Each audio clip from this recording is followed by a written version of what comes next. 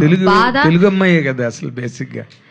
Sir అది ఆ క్వశ్చన్కి నాకు అదే ఇప్పుడు తెలుగు అమ్మాయే కానీ చెన్నైలో పుట్టి పెరిగాను. దీనికి నేను అంటే మదర్ టంగ్ తెలుగే, మమ్మీ డాడీ అందరూ.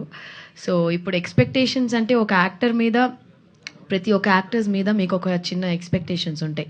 ఇప్పుడు సంక్రాంతికి వచ్చింది, అంత పెద్ద హిట్ అయింది కాబట్టి దానికి ముందు కూడా మీరు నా సినిమాలో చూసినప్పుడు ఐశ్వర్య రాజేష్ అంటే ఏదో ఒక ఎక్స్పెక్ట్ చేసే కదా చూస్తారు. ఇట్స్ నాట్ అబౌట్ ఒక హిట్ వచ్చిందా, ఒక డౌన్ వచ్చిందా, లో వచ్చిందా అని కాదు. ఒక యాక్టర్ మీద ఒక చిన్న ఎక్స్పెక్టేషన్. ఇప్పుడు అన్ని సినిమాలు, ప్రతి ఒక్క సినిమాలో ఇదే ఉంటుంది అనే కాదు కదా. ఇప్పుడు ఈ సినిమా కథ విన్నప్పుడు నాకు చాలా ఇంట్రెస్టింగ్గా అనిపించింది. నేను ఆల్రెడీ చెప్పాను, ఇలాంటి కథ రాలేదు అట్లీస్ట్ నాకు తెలిసినంత వరకు తమిళ్లో కానీ, తెలుగులో కానీ, లేకపోతే సౌత్ ఫిల్మ్స్లో కానీ.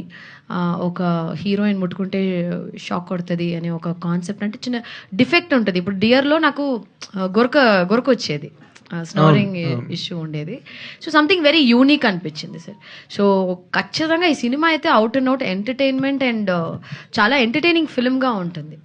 అది మీ ఎక్స్పెక్టేషన్ని మీట్ అవుద్దా అనేది మీరు సినిమా చూసి నాకు చెప్పాలి. ఐషు మంచి సినిమా చేసావు అనే గ్యారంటీ మాత్రం నేను చెప్పగలను. నేను అందుకే ఆ మాట మార్చాను వెంటనే. ఎక్స్పెక్టేషన్స్ కన్నా ఒక పెద్ద హిట్ తర్వాత మళ్ళీ